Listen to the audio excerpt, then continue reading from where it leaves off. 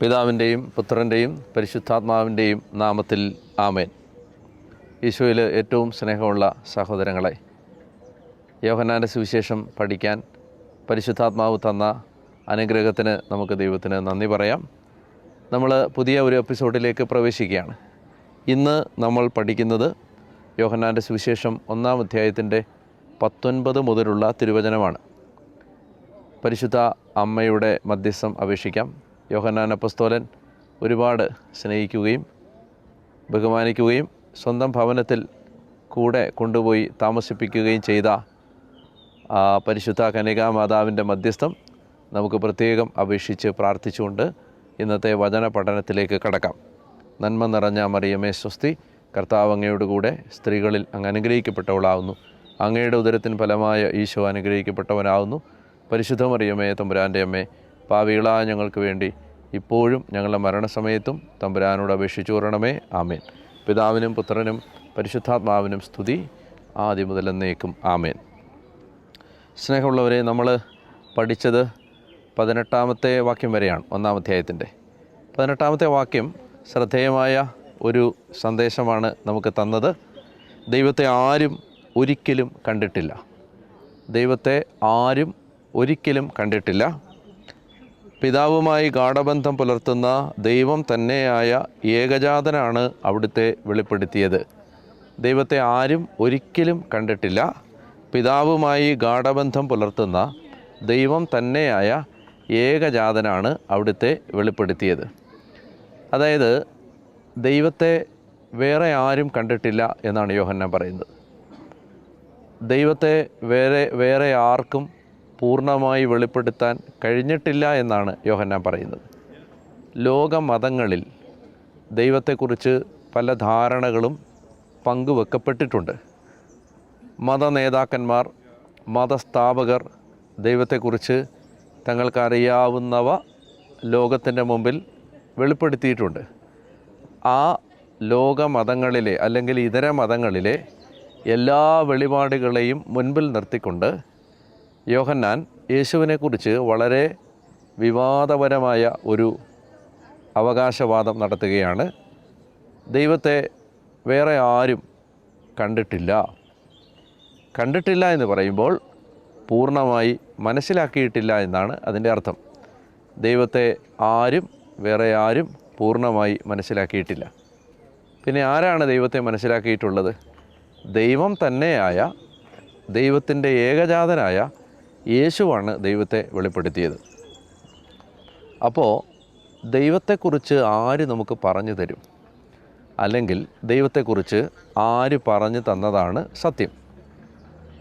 ദൈവത്തെക്കുറിച്ച് ലോകത്ത് പങ്കുവെക്കപ്പെട്ട സത്യങ്ങളിൽ ആര് പറഞ്ഞ സത്യത്തിനാണ് ആധികാരികത? ഇതാണ് ഇവിടെ ഉന്നയിക്കപ്പെടുന്ന ചോദ്യം. അപ്പോൾ യോഹന്നാൻ നമ്മളോട് പറയുകയാണ്, യേശുവാണ് ആധികാരികമായി ദൈവം ആരാണ് എന്ന് വെളിപ്പെടുത്താൻ യോഗ്യതയുള്ളയാൾ. കാരണം യേശു 2 പ്രത്യേകതകൾ ഉൾക്കൊള്ളുന്ന ആളാണ്. ഒന്നാമത്തേത്, യേശു ദൈവം തന്നെയാണ്. രണ്ടാമത്തേത്, യേശു ദൈവത്തിൻ്റെ ഏകജാതനാണ്. അതുകൊണ്ട് ആ 1:18 നമ്മുടെ ഹൃദയത്തിൽ എപ്പോഴും ഉണ്ടാവണം. യേശുക്രിസ്തുവിലൂടെ വെളിപ്പെടുത്തപ്പെട്ട ദൈവിക സത്യങ്ങളെ സംശയിക്കുന്ന ആളുകളുടെ എണ്ണം കൂടി വരുന്ന ഈ കാലത്ത്, പ്രത്യേകിച്ച് ക്രിസ്ത്യാനികളുടെ ഇടയിൽ യേശുവിനെ ഏകരക്ഷകനായി, ഏക സത്യമായി, സത്യം മാത്രമായി അംഗീകരിക്കാൻ മടി കാണിക്കുന്ന ഒരു പ്ലൂറലിസ്റ്റിക് മൈൻഡ് സെറ്റുള്ള അനേകം ആളുകൾ വളർന്നു വരുന്ന നമ്മുടെ വിശ്വാസികളുടെ ഇടയിൽ ഈ വചനത്തിന് അനൽപമായ പ്രാധാന്യമുണ്ടെന്ന് ഞാൻ വിശ്വസിക്കുന്നു. ഈ വചനം നമ്മോട് പറയുകയാണ്, ദൈവത്തെ പൂർണ്ണമായും വെളിപ്പെടുത്തിയത് അവിടുത്തെ ഏകജാതനായ യേശു മാത്രമാണ്. അതുകൊണ്ട് എന്താണ് അതിൻ്റെ പ്രായോഗിക മാനം എന്ന് ചോദിച്ചാൽ, ദൈവത്തെ യേശു പൂർണ്ണമായി വെളിപ്പെടുത്തി എന്നതുകൊണ്ട് ദൈവത്തെ മനസ്സിലാക്കുന്നതിന് നമുക്ക് മറ്റ് ഉപാധികളുടെ ആവശ്യമില്ല, മറ്റ് മതങ്ങളുടെ സഹായം ആവശ്യമില്ല. മറ്റ് വെളിപ്പെടുത്തപ്പെട്ട മതബോധ്യങ്ങളുടെ സഹായം യേശുവിനെ മനസ്സിലാക്കുന്നതിനോ ക്രിസ്തീയതയെ മനസ്സിലാക്കുന്നതിനോ ആവശ്യമില്ല. ഞാൻ ഉദ്ദേശിക്കുന്നത് മറ്റേതെങ്കിലും ഒരു മതവിശ്വാസത്തെ കൂട്ടുപിടിച്ച് യേശുവിലൂടെ വെളിപ്പെടുത്തപ്പെട്ട സത്യത്തിന് കൂടുതൽ മിഴിവ് നൽകാൻ പരിശ്രമിക്കുന്ന ശ്രമങ്ങൾ പലയിടങ്ങളിലും കാണുന്നുണ്ട്. അതിൻ്റെ ആവശ്യമില്ല. ഒറ്റയ്ക്ക് നിൽക്കാൻ യേശുവിന് ശക്തിയുണ്ട്. ഒറ്റയ്ക്ക് നിൽക്കാൻ യേശുവിന് കരുത്തുണ്ട്. യേശുവിന് മറ്റാരുടെയും സപ്പോർട്ട് കൊണ്ട് നിലനിൽക്കേണ്ട ആവശ്യമുള്ള ഒരാളല്ല. പൂർണ്ണ സത്യം യേശുവിൽ വെളിപ്പെടുത്തപ്പെട്ടിട്ടുണ്ട്.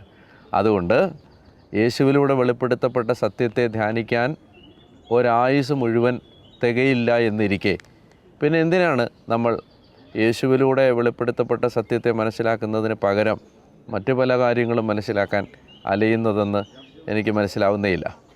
സന്ദർഭവശാൽ അത് ഞാൻ പരാമർശിച്ചു എന്നേ ഉള്ളൂ. യേശുവാണ് വെളിപാടിൻ്റെ പൂർണ്ണത എന്ന സത്യം നിങ്ങളുടെ ഹൃദയത്തിൽ നിന്ന് മാറിപ്പോകരുതെന്ന് ഞാൻ ആഗ്രഹിക്കുന്നു. നമുക്ക് 19-ാമത്തെ വാക്യത്തിലേക്ക് കടക്കാം. 19-ാമത്തെ വാക്യം ഇങ്ങനെയാണ്: നീ ആരാണ് എന്ന് ചോദിക്കാൻ യഹൂദർ ജെറുസലേമിൽ നിന്ന് പുരോഹിതന്മാരെയും ലേവ്യരെയും അയച്ചപ്പോൾ യോഹന്നാൻ്റെ സാക്ഷ്യം ഇതായിരുന്നു: ഞാൻ ക്രിസ്തുവല്ല. അവൻ അസന്ദിഗ്ധമായി പ്രഖ്യാപിച്ചു, ഞാൻ ക്രിസ്തുവല്ല. അവർ ചോദിച്ചു, എങ്കിൽ പിന്നെ നീ ആരാണ്? ഏലിയായോ? അല്ല എന്നവൻ പ്രതിവചിച്ചു. അവൻ വീണ്ടും ചോദിച്ചു, എങ്കിൽ നീ പ്രവാചകനാണോ? അല്ല എന്ന് അവർ മറുപടി നൽകി. അവർ വീണ്ടും ചോദിച്ചു, അങ്ങനെയെങ്കിൽ നീ ആരാണ്? ഞങ്ങളെ അയച്ചവർക്ക് ഞങ്ങൾ എന്ത് മറുപടി കൊടുക്കണം? നിന്നെക്കുറിച്ച് തന്നെ നീ എന്ത് പറയുന്നു? അവൻ പറഞ്ഞു, യെശയ്യാ ദീർഘദർശി പ്രവചിച്ചതുപോലെ കർത്താവിൻ്റെ വഴികൾ നേരെയാക്കുവിനെന്ന് മരുഭൂമിയിൽ വിളിച്ചു പറയുന്നവൻ്റെ ശബ്ദമാണ് ഞാൻ. നമ്മൾ ഈ ഭാഗത്ത് മനസ്സിലാക്കേണ്ട ഒരു പ്രധാനപ്പെട്ട ചോദ്യം, ഈ ചോദ്യം ഉന്നയിക്കുന്ന ആളുകൾ ആരാണ്? ജെറുസലേമിൽ നിന്ന് വന്ന പുരോഹിതന്മാരും ലേവ്യരും. ജെറുസലേം അധികാര കേന്ദ്രമാണ്. സെൻഹദരീൻ സംഘത്തിൻ്റെ ആസ്ഥാനമാണ്. യഹൂദരുടെ മതബോധങ്ങളുടെ ഒരു കേന്ദ്രസ്ഥാനം എന്ന് പറയാവുന്ന സ്ഥലമാണ്. ആ സ്ഥലത്ത് നിന്ന് ഒരു കൂട്ടം ആളുകളെ അയച്ചിരിക്കുകയാണ് സ്നാപക യോഹന്നാൻ്റെ അടുത്തേക്ക്. അപ്പോൾ അവർക്കറിയേണ്ട കാര്യം ഇതാണ്. അവർ ചോദിക്കുന്ന ചോദ്യം യോഹന്നാനോട്, സ്നാപക യോഹന്നാനോട് ചോദിക്കുകയാണ്, നീ ആരാണ്? നീ ആരാണെന്നറിയാൻ ഞങ്ങൾക്ക് ആഗ്രഹമുണ്ട്. അപ്പോൾ ഈ ചോദ്യത്തിന് യോഹന്നാൻ നൽകുന്ന മറുപടി വളരെ രസകരമാണ്. ഞാൻ ആരാണ് എന്ന് അല്ല യോഹന്നാൻ പറയുന്നത്, ഞാൻ ആര് അല്ല എന്നാണ്. ഞാൻ ആരാണ് എന്നല്ല, ഞാൻ ആരല്ല എന്നാണ്, അല്ലേ? അപ്പോൾ യോഹന്നാൻ പറയുകയാണ്, ഞാൻ ക്രിസ്തു അല്ല. ഒന്നാമത്തെ കാര്യം, അതായത് യോഹന്നാൻ ഡിനയലാണ്, അഫർമേഷൻ അല്ല. ഞാൻ ക്രിസ്തു അല്ല. അവൻ അസന്ദിഗ്ധമായി പ്രഖ്യാപിച്ചു എന്നാണ് സുവിശേഷകൻ എഴുതുന്നത്. എന്ന് പറഞ്ഞാൽ അർത്ഥശങ്കയ്ക്കിടയില്ലാത്ത വിധത്തിൽ, സംശയത്തിനൊരു നേരിയ പഴുതുപോലും ഇട കൊടുക്കാത്ത വിധത്തിൽ യോഹന്നാൻ പ്രഖ്യാപിച്ചു, ഞാൻ ക്രിസ്തു അല്ല, ക്രിസ്തു അല്ല. അപ്പോൾ അവർ ചോദിച്ചു, എങ്കിൽ പിന്നെ നീ ആരാണ്? വീണ്ടും അടുത്ത ചോദ്യം, അവരുടെ ചോദ്യം, നീ ആരാണ്? നീ ഏലിയായോ? ഏലിയായോ എന്ന് ചോദിച്ചതിന് ഒരു കാരണമുണ്ട്. കാരണം ഈ ഏലിയ പ്രവാചകനെ അനുസ്മരിപ്പിക്കുന്ന വസ്ത്രധാരണമായിരുന്നു യോഹന്നാൻ നടത്തിയിരുന്നത്. അപ്പോൾ അതുകൊണ്ട് തന്നെ യോഹന്നാൻ്റെ വസ്ത്രധാരണം ശ്രദ്ധിക്കുന്ന ഒരാൾക്ക് ഏലിയായെ ഡ്യൂപ്ലിക്കേറ്റ് ചെയ്യുന്നതായിട്ട് തോന്നാം, ഏലിയായെ അനുകരിക്കുന്നതായിട്ട് തോന്നാം. ഏലിയായുടേതെന്ന് തോന്നിപ്പിക്കുന്ന വസ്ത്രധാരണമായിരുന്നു യോഹന്നാൻ ധരിച്ചിരുന്നത്. അപ്പോൾ അതുകൊണ്ട് തന്നെ ഏലിയ ആണോ എന്ന ചോദ്യം ചോദിച്ചതിന് ന്യായമുണ്ട്. അപ്പോൾ യോഹന്നാൻ പറയുകയാണ്, ഞാൻ ഏലിയ അല്ല. നമ്മൾ മനസ്സിലാക്കേണ്ടത്, മറ്റ് സുവിശേഷങ്ങളിൽ ഈശോ തന്നെ ചിലപ്പോൾ സാക്ഷ്യപ്പെടുത്തിയിട്ടുണ്ട്, ഇവനാണ് വരാനിരിക്കുന്നവൻ, ഏലിയ വരാനിരിക്കുന്നു എന്ന് പറഞ്ഞ ആ ഏലിയ ഇവനാണ് എന്ന് ഈശോ ഉൾപ്പെടെ സാക്ഷ്യപ്പെടുത്തിയിട്ടുണ്ട്. അതുപോലെ തന്നെ സുവിശേഷകന്മാർ പറഞ്ഞിട്ടുണ്ട്, ഏലിയായുടെ ചൈതന്യത്തോടെ വരും എന്ന് സ്നാപക യോഹന്നാൻ്റെ ജനനത്തെ പരാമർശിച്ച് പറയുമ്പോൾ പറഞ്ഞിട്ടുണ്ട്. പക്ഷേ യോഹന്നാൻ പറയുകയാണ്, സ്നാപക യോഹന്നാൻ പറയുകയാണ്, ഞാൻ ഏലിയ അല്ല എന്ന് പറഞ്ഞാൽ എല്ലാ അർത്ഥത്തിലും നാച്ചുറലായി, സ്വാഭാവികമായി യോഹന്നാന് എടുക്കാവുന്ന ഒരു ക്ലെയിമാണ്, ഞാനാണ് പ്രവാചകന്മാർ വരുമെന്ന് പ്രവചിച്ച ഏലിയ. അത് സ്നാപക യോഹന്നാൻ അങ്ങനൊരു അവകാശവാദം പറഞ്ഞാൽ ആരും യോഹന്നാനെ എതിർക്കില്ല. പല കാരണമുണ്ട് അതിന്. ഒന്ന്, ഈശോ തന്നെ സാക്ഷ്യപ്പെടുത്തിയിട്ടുണ്ട്. രണ്ടാമത്തേത്, ആ ഏലിയായുടെ ചൈതന്യത്തോടെ യേശുവിന് വഴിയൊരുക്കാൻ വന്ന ആളാണ് സ്നാപക യോഹന്നാൻ. അപ്പോൾ he has all the credentials to to to take the claim that is the Elijah.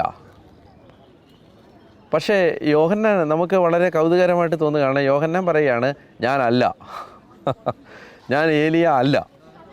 അപ്പോൾ ഞാൻ ആലോചിച്ച് നോക്കി, എന്തിനാണ് യോഹന്നാന് നാച്ചുറലായിട്ട്, യോഹന്നാനാണ് വരാനിരുന്ന ഏലിയ വരുമെന്ന് പറഞ്ഞ ആ പ്രവചിക്കപ്പെട്ട ഏലിയ യോഹന്നാനാണ്.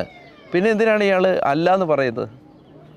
അപ്പോൾ അവിടെ നമുക്കതിനെക്കുറിച്ച് കാണാം. അപ്പോൾ ഏതായാലും ഇപ്പോൾ യോഹന്നാൻ പറയുകയാണ്, ഞാനല്ല. അപ്പോൾ അവർ വീണ്ടും ചോദിച്ചു, അങ്ങനെയാണെങ്കിൽ നീ പ്രവാചകനാണോ? Are you the prophet? പ്രവാചകനാണോ എന്ന ചോദ്യത്തിന് നമ്മൾ മലയാളത്തിൽ വായിക്കുന്നതിനേക്കാൾ ഇംപ്ലിക്കേഷനുണ്ട്. അതായത് ഈ മോശ നിയമാവർത്തന പുസ്തകത്തിൽ ഒരു പ്രവചനം നടത്തിയിട്ടുണ്ട്. അതായത് എന്നെപ്പോലെ ഒരു പ്രവാചകൻ വീണ്ടും വരും, അവൻ്റെ വാക്കാണ് നിങ്ങൾ കേൾക്കേണ്ടത്, ആ പ്രവാചകൻ്റെ വാക്ക് നിങ്ങൾ ശ്രദ്ധിക്കണം എന്ന് പറഞ്ഞ് ഒരു മഹാനായ പ്രവാചകൻ, മോശയേക്കാൾ വലിയ പ്രവാചകൻ വരാനിരിക്കുന്നു എന്ന് മിശിഹായെക്കുറിച്ച് പ്രതീക്ഷിച്ചിരുന്ന ഒരു ജനമാണ് യഹൂദർ. അപ്പോൾ അതുകൊണ്ട് തന്നെ ഇത് ഈ പ്രവാചകനാണോ എന്ന് ചോദിക്കുമ്പോൾ മിശിഹായാണോ എന്ന ഒരു ധ്വനി അവർക്ക് ഉള്ളതുകൊണ്ട്, അവർക്ക് മിശിഹായാണ് എന്ന് തോന്നിപ്പിക്കുന്ന ഒരു ധ്വനി ഉള്ളതുകൊണ്ട് ആവണം ഒരുപക്ഷെ സ്നാപക യോഹന്നാൻ പറയുന്നത് ഞാൻ ഈ പ്രവാചകൻ അല്ല എന്ന് പറയുന്നത്. അപ്പോൾ യഥാർത്ഥത്തിൽ നമ്മളിവിടെ മനസ്സിലാക്കേണ്ട ഒരു സംഗതി എന്ന് പറയുന്നത്, നാച്ചുറലായി സ്വാഭാവികമായിട്ട് ഇവർക്ക് വേണമെങ്കിൽ സ്നാപക യോഹന്നാന് പറയാം ഏലിയായാണെന്ന് പറയാം, അല്ലെങ്കിൽ പറയാം പ്രവാചകനാണെന്ന് പറയാം. പക്ഷേ അദ്ദേഹം പറയുകയാണ്, ഞാൻ ഏലിയ അല്ല, പ്രവാചകനല്ല. പിന്നെ അവർ ചോദിക്കുകയാണ്, അങ്ങനെയാണെങ്കിൽ ഇനി നീ ആരാണ്? അതും അല്ലെങ്കിൽ പിന്നെ ആരാണ്? ഉടനെ യോഹന്നാൻ്റെ മറുപടി, നിന്നെക്കുറിച്ച് നീ എന്തു പറയുന്നു എന്ന ചോദ്യത്തിന് യോഹന്നാൻ്റെ മറുപടി ഇതാണ്. അവൻ പറഞ്ഞു, യെശയ്യാ ദീർഘദർശി പ്രവചിച്ചതുപോലെ കർത്താവിൻ്റെ വഴികൾ നേരെയാക്കുവിനെന്ന് മരുഭൂമിയിൽ വിളിച്ചു പറയുന്നവൻ്റെ ശബ്ദമാണ് ഞാൻ. അപ്പോൾ നമ്മൾ ഈ ഒരു കാര്യത്തെക്കുറിച്ച് അല്പം ഗൗരവമായിട്ട് നമുക്കൊന്ന് ധ്യാനിക്കേണ്ടതുണ്ട്. അതായത് ഇവിടെ ചോദിക്കുകയാണ്, നീ ആരാണ്? അതിന് യോഹന്നാൻ നൽകുന്ന മറുപടികളാണ് നമ്മുടെ ചിന്താവിഷയം. അപ്പോൾ ആ മറുപടികളിലേക്ക് നമ്മൾ ശ്രദ്ധിക്കുന്നതിന് മുമ്പ് ഇവിടെ ഒരു വാക്ക് കൂടി വിശദീകരിച്ചിട്ട് മുന്നോട്ട് പോകാം. നീ ആരാണ് എന്ന് ചോദിക്കാൻ യഹൂദർ ജെറുസലേമിൽ നിന്ന് പുരോഹിതന്മാരെയും ലേവ്യരെയും അയച്ചപ്പോൾ യോഹന്നാൻ്റെ സാക്ഷ്യം ഇതായിരുന്നു. അതായത് അവിടെ ഉപയോഗിച്ചിരിക്കുന്ന സുവിശേഷകനായ യോഹന്നാൻ ഉപയോഗിച്ചിരിക്കുന്ന വാക്ക് സാക്ഷ്യം എന്ന് പറയുന്ന വാക്കാണ്. സാക്ഷ്യം എന്ന് പറഞ്ഞാൽ മർത്തൂറിയ എന്ന വാക്കാണ് ഗ്രീക്കിൽ. മർത്തൂറിയ. നിങ്ങൾക്ക് ഈ മർത്തൂറിയ എന്ന് പറയുന്ന വാക്ക് കേൾക്കുമ്പോൾ വേറെ ഏതെങ്കിലും ഒരു വാക്ക് ഓർമ്മ വരുന്നുണ്ടോ? മർത്തൂറിയ എന്ന് പറയുന്ന വാക്ക് കേൾക്കുമ്പോൾ നമുക്ക് ഓർമ്മ വരാൻ സാധ്യതയുള്ള ഒരു വാക്കാണ് മാർട്ടിഡം, മാർട്ടർ, രക്തസാക്ഷി. സാക്ഷ്യം എന്നതിന് യോഹന്നാൻ ഉപയോഗിക്കുന്ന വാക്ക് മർത്തൂറിയ എന്ന വാക്കാണ് സാക്ഷ്യം എന്നതിന്. എന്നാൽ രക്തസാക്ഷി എന്ന വാക്കിനകത്ത് എന്തുണ്ട്? സാക്ഷിയുണ്ട്, സാക്ഷി. അപ്പോൾ മാർട്ടർ എന്നതിന് ഉപയോഗിക്കുന്ന വാക്ക് രക്തസാക്ഷി എന്ന വാക്കാണല്ലോ. അപ്പോൾ സാക്ഷ്യം, മർത്തൂറിയ. സത്യം പറഞ്ഞാൽ സുവിശേഷത്തിൽ, പ്രത്യേകിച്ച് യോഹന്നാൻ്റെ സുവിശേഷത്തിൽ, ഒരാൾ മറ്റൊരാൾക്ക് സുവിശേഷം പങ്കുവെച്ച് കൊടുക്കുന്നതിനെ സുവിശേഷ വേല എന്നല്ല പറയുന്നത്, മറിച്ച് സാക്ഷ്യപ്പെടുത്തുക എന്നാണ് പറയുന്നത്. സാക്ഷ്യപ്പെടുത്തുക, മർത്തൂറിയ. വിറ്റ്നസ് ചെയ്യുക എന്നാണ് പറയുന്നത്, വിറ്റ്നസ്സിങ്. അപ്പോൾ John is not using the word evangelising, but rather he uses the word witnessing.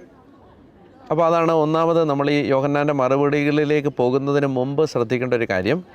നമ്മൾ ഈ സുവിശേഷ വേല എന്ന് പറയുന്നത് വിറ്റ്നസ്സിംഗ് ആണ്, സാക്ഷ്യപ്പെടുത്തലാണ്. ഒരാശയം പങ്കുവെക്കുന്നതല്ല, ഒരു ജീവിതം പങ്കുവെക്കുന്നതാണ് സുവിശേഷ വേല. ഒരാശയം പങ്കുവെക്കുന്നതല്ല, ഒരു ജീവിതം പങ്കുവെക്കുന്നതാണ് യഥാർത്ഥത്തിൽ സുവിശേഷ വേല എന്ന് പറയുന്നത്. അപ്പോൾ അതുകൊണ്ട് നമ്മൾ മനസ്സിലാക്കേണ്ട ഒരു സംഗതി, ഈ ഇന്നത്തെ കാലത്ത് നമ്മളിപ്പോൾ നമ്മളെല്ലാവരും സുവിശേഷം പങ്കുവെക്കുന്നവരാണ്. അപ്പോൾ സുവിശേഷം പങ്കുവെക്കുമ്പോൾ അത് വാക്കുകൾ കൊണ്ടുള്ള ഒരു കളി മാത്രമല്ല, മറിച്ച് സുവിശേഷം പങ്കുവെക്കുമ്പോൾ ഒരു ജീവിതം കൊണ്ടുള്ളൊരു പങ്കുവെപ്പ് കൂടിയാണ്.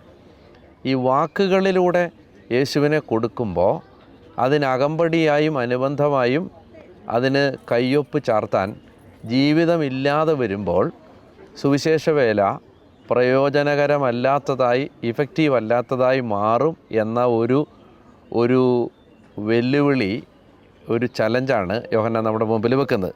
അപ്പോൾ 46 തവണ ഈ യോഹന്നാൻ്റെ സുവിശേഷത്തിൽ ഈ വാക്ക് ഉപയോഗിച്ചിട്ടുണ്ട്, മർത്തൂറിയ. അപ്പോൾ നമ്മളത് ഇനി വായിച്ചു പോകുമ്പോൾ അത് ശ്രദ്ധിക്കണം. ആ വാക്ക് സാക്ഷ്യപ്പെടുത്തുക, സാക്ഷ്യം. അപ്പോൾ യഥാർത്ഥത്തിൽ യേശുവിനെ സാക്ഷ്യപ്പെടുത്തുകയാണ്. അപ്പോൾ യോഹന്നാൻ്റെ സാക്ഷ്യം ഇതാണ്: നീ ആരാണ്? പറയുകയാണ്, ഞാൻ ഏലിയായാണോ? ഏലിയ അല്ല, ക്രിസ്തുവല്ല, ഏലിയ അല്ല, പ്രവാചകനല്ല. അപ്പോൾ അങ്ങനെ യോഹന്നാൻ മറുപടി പറയുകയാണ്. എന്നിട്ട് അദ്ദേഹത്തെക്കുറിച്ച് പറയുന്ന ഒരു വാചകം. അപ്പോൾ പിന്നെ അവർ ചോദിക്കും, നീ ആരാണ്? അദ്ദേഹം പറയുകയാണ്, ഞാൻ ശബ്ദമാണ്. നിങ്ങളത് ആലോചിച്ച് നോക്കണം. ഇത് എന്തോരു വലിയ ഒരു ഉയർച്ചയാണ്, ഒരു മനുഷ്യൻ്റെ വളർച്ചയാണ്. അയാൾ പറയാണ്, ഞാനിതൊന്നുമല്ല. സത്യം പറഞ്ഞാൽ ഞാൻ നേരത്തെ പറഞ്ഞില്ലേ, ഏലിയ എന്ന് പറയാം. He has every credential to accept the claim that is Elijah. പക്ഷേ അയാൾ പറയണം, അല്ല, മിശിഹായാണെന്ന് പറയണ്ട, പ്രവാചകനാണെന്ന് പറയാം. കാരണം 400 വർഷത്തിന് ശേഷം ഇസ്രായേലിൽ മുഴങ്ങിക്കേൾക്കുന്ന പ്രവാചക ശബ്ദമാണ് സ്നാപക യോഹന്നാൻ്റേത്.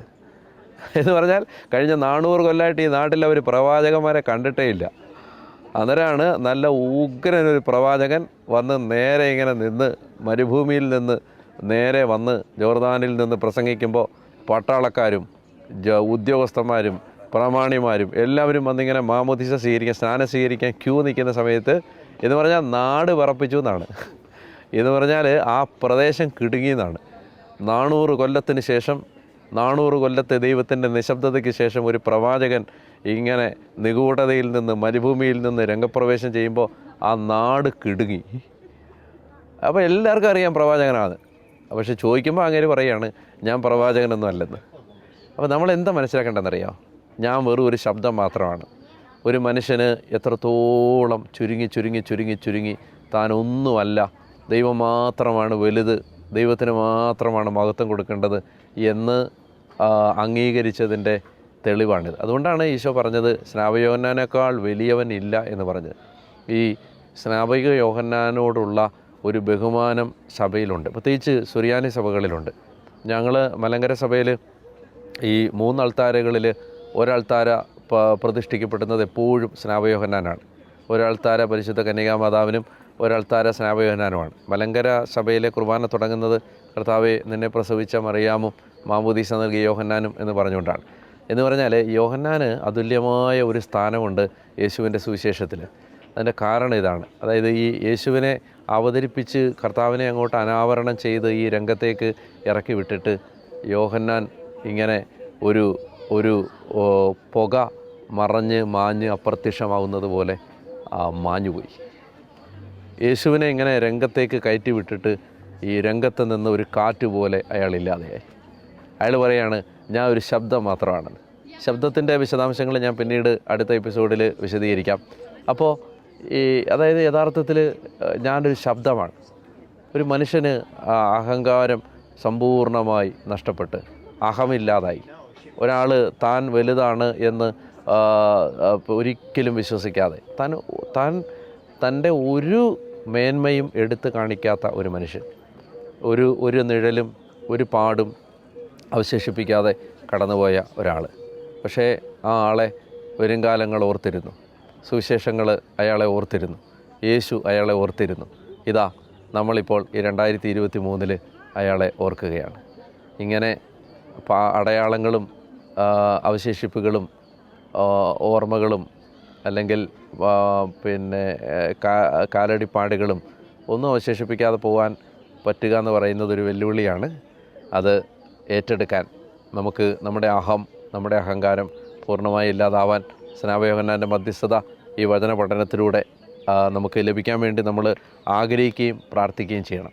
ഞാൻ മരുഭൂമിയിലെ പിതാക്കന്മാരെക്കുറിച്ച് കേട്ടിട്ടുള്ള കഥകളിലൊന്ന് വളരെ കൗതുകകരമാണ്. അതായത് ഈ ശിഷ്യന്മാർ പുതിയ ശിഷ്യന്മാർ വരുമ്പോൾ പഴയ ശിഷ്യന്മാർ ഗുരുവിൻ്റെ വീരസാഹസിക കഥകൾ എല്ലാം പറഞ്ഞു കൊടുക്കും. അങ്ങനെ പറഞ്ഞു കൊടുത്ത കൂട്ടത്തിൽ അവർ പറഞ്ഞു, ഗുരുവിന് അസാധാരണമായ ശക്തിയുണ്ട്, അസാധാരണമായ സിദ്ധിയുണ്ട് ഗുരുവിന്. എന്താണ് ഗുരുവിൻ്റെ സിദ്ധി എന്നറിയാമോ? ഗുരുവിന് ഒരു സിംഹം കാട്ടിലൂടെ പോകുമ്പോൾ ഗുരുവിൻ്റെ നേരെ ഒരു സിംഹം വന്നാൽ ആ സിംഹത്തെ ഭസ്മമാക്കാനുള്ള ശക്തിയുണ്ട് ഗുരുവിന്. ആ സിംഹത്തെ ഭസ്മമാക്കാനുള്ള ശക്തിയുണ്ട് ഗുരുവിന്. അപ്പോൾ പുതിയ ഒരു ശിഷ്യന് ആശ്രമത്തിലേക്ക് വന്നപ്പോൾ നേരത്തെയുള്ള ശിഷ്യന്മാരെല്ലാവരും പറഞ്ഞു, അസാധാരണമായ സിദ്ധിയുള്ള ആളാണ് നമ്മുടെ ഗുരു. അപ്പോൾ കാട്ടിലൂടെയൊക്കെ പോകുമ്പോൾ ഒരു സിംഹം വന്നാൽ ഗുരു സിംഹത്തെ നോക്കിയാൽ മതി, ഭസ്മാവും. അങ്ങനെ ഒരിക്കലും ഈ പുതിയതായിട്ട് വന്ന ഒരു ശിഷ്യൻ ഗുരുവിൻ്റെ കൂടെ എന്തോ ഒരു ആവശ്യത്തിന് കാട്ടിൽ പോകാനിടയായി. അപ്പോൾ ശിഷ്യന് വലിയ സന്തോഷമായി. കാരണം ഗുരു സിംഹമൊക്കെ വന്നാൽ ഭസ്മമാക്കുന്നത് കാണാമല്ലോ, നേരിട്ട് കാണാമല്ലോ. അങ്ങനെയാണ് പ്രതീക്ഷിച്ചാണ് പോയത്. അങ്ങനെ കാട്ടിലെത്തി കഴിഞ്ഞപ്പോൾ ഇതാ കാത്തിരുന്ന സിംഹം അതാ കൺമുമ്പിൽ. അപ്പോൾ ശിഷ്യന് പേടിയില്ല. കാരണം എന്താണ്? ആരുടെ കൂടാണ് നിൽക്കുന്നത്? ഈ ഗുരുവിനെക്കുറിച്ച് കേട്ടിട്ടുള്ള കഥകൾ വെച്ച് നോക്കുമ്പോൾ ഈ സിംഹം ഒന്നുമല്ല. അപ്പോൾ അതുകൊണ്ട് ശിഷ്യൻ പേടിക്കാൻ നിന്നു. പക്ഷേ ശിഷ്യൻ്റെ സകല ധാരണകളെയും തെറ്റിച്ചുകൊണ്ട് ഗുരു പറഞ്ഞു, ഓടിക്കോടാന്ന് പറഞ്ഞു. അങ്ങനെ ഗുരു ആദ്യം ഓടി, ശിഷ്യൻ പുറകെ ഓടി. സിംഹം കുറേയിട്ട് ഓടിച്ചു, കിട്ടിയില്ല. അങ്ങനെ രണ്ടുപേരും കൂടെ സിംഹത്തിൽ നിന്ന് രക്ഷപ്പെടാൻ വേണ്ടി ഒരു മരത്തിൽ രണ്ടുപേരും ഓരോ മരത്തിൽ വലിഞ്ഞു കയറി. അങ്ങനെ രണ്ടുപേരും ഇങ്ങനെ അടുത്തടുത്ത മരത്തിൽ വലിഞ്ഞു കയറി മരത്തിൻ്റെ മേളിൽ വെച്ച് സമാന്തര ദിശയിൽ രണ്ടുപേരും കണ്ടുമുട്ടി. അപ്പോൾ ഗുരു ഇങ്ങനെ പേടിച്ചിരിക്കുകയാണ്. അപ്പോൾ ശിഷ്യൻ ഗുരുവിനോട് ചോദിച്ചു, പിന്നെ അങ്ങ് ഓടാൻ പറഞ്ഞത് കഷ്ടമായിപ്പോയി. അപ്പോൾ പറഞ്ഞത് ഇറങ്ങി വരുമ്പോൾ പറയാമെന്ന് പറഞ്ഞു. സിംഹം പോയെന്ന് നോക്കാൻ പറഞ്ഞു. അപ്പോൾ സിംഹത്തെ കാണാനില്ല. അപ്പോൾ അങ്ങനെ രണ്ടുപേരൂടെ നെഞ്ചൊക്കെ വരച്ച് ഇറങ്ങി വന്നു കഴിഞ്ഞപ്പോൾ ശിഷ്യൻ പറഞ്ഞു, ഇത് മഹാ നാണക്കേടായെന്ന് പറഞ്ഞു. മനുഷ്യരെ ഇങ്ങനെ പറ്റിക്കരുതെന്ന് പറഞ്ഞു. എന്തെല്ലാം കഥകളാണ് അങ്ങയെക്കുറിച്ച് പറയുന്നത്. സിംഹത്തെ ഭസ്മമാക്കുന്നത്. എൻ്റെ ദൈവമേ, ഓടിയതുകൊണ്ട് ജീവൻ രക്ഷപ്പെട്ടു. അങ്ങ് എന്തൊരു തട്ടിപ്പാണി നടത്തുന്നത്? സത്യം പറ, അങ്ങേക്ക് ഇതിന് വല്ല കഴിവുണ്ടോ? അങ്ങ് സിംഹം വന്നപ്പോൾ ഓടിയില്ലേ? അപ്പോൾ ഗുരു പറഞ്ഞു, മോനെ, സിംഹത്തെ ഭസ്മമാക്കുക എന്നൊക്കെ പറഞ്ഞാൽ ഭയങ്കര എളുപ്പമാടാ. അതൊന്നും ഒരു വലിയ കാര്യമുള്ള കാര്യമേ അല്ല. സിംഹത്തെ ഭസ്മമാക്കാൻ എളുപ്പമാണ്. അപ്പോൾ അവൻ ചോദിച്ചു, പിന്നെന്താ ഭസ്മമാക്കാഞ്ഞേ? അപ്പോൾ ഗുരു ഇങ്ങനെ പറഞ്ഞു, സിംഹത്തെ ഭസ്മമാക്കുന്നതിനേക്കാളും ഒരുപാട് മടങ്ങ് ബുദ്ധിമുട്ടുള്ള കാര്യമാണ് ഈ സിംഹം ഭസ്മമായി കഴിയുമ്പോൾ ഭസ്മമാക്കിയവനുണ്ടായ ഒരു അഹങ്കാരമുണ്ടല്ലോ, അതിനെ ആര് ഭസ്മമാക്കും? ഈ സിംഹത്തെ ഭസ്മമാക്കി കഴിയുമ്പോൾ സിംഹത്തെ ഭസ്മമാക്കിയ ഗുരുവിന് ഉണ്ടാകാൻ പോകുന്ന അഹങ്കാരത്തെ ആര് ഭസ്മമാക്കും? അതുകൊണ്ട് ആ അഹങ്കാരം ഇല്ലാതാക്കുന്ന കാര്യം ഓർത്തപ്പോൾ ഞാൻ ഓർത്തു, അതിലും ഭേദം ഓടുന്നതാണെന്ന് ഓർത്തു. എന്ന് പറഞ്ഞാൽ നമ്മൾ എത്ര വളർന്നാലും എത്ര ഉയർന്നാലും ഒക്കെ മരണം വരെ നമ്മുടെ പിന്നാലെ വേട്ടയാടി നടക്കുന്ന ഒരു മഹാസത്വവും മഹാസിംഹവുമാണ് നമ്മുടെ അഹങ്കാരം. അതുകൊണ്ട് യോഹന്നാൻ ഇങ്ങനെ ഈ സുവിശേഷത്തിൻ്റെ താളിലിരുന്ന് നമ്മെ നോക്കി പ്രകോപനപരമായ ഒരു പുഞ്ചിരിയോടെ പറയുകയാണ്, നിങ്ങൾക്ക് ഈ അഹങ്കാരത്തെ അതിജീവിച്ച് വെറുതെ ഒരു ശബ്ദമായിട്ട് ഈ ഒരു അവകാശവാദങ്ങളും ഇല്ലാതെ കടന്നു പോകാൻ കഴിയുമോ എന്ന് ചോദിച്ചുകൊണ്ട് യോഹന്നാൻ യാത്രയാവുകയാണ്. ദൈവം നിങ്ങളെ അനുഗ്രഹിക്കട്ടെ എന്ന് ഞാൻ പ്രാർത്ഥിക്കുന്നു. പിതാവിൻ്റെയും പുത്രൻ്റെയും പരിശുദ്ധാത്മാവിൻ്റെയും നാമത്തിൽ ആമേൻ.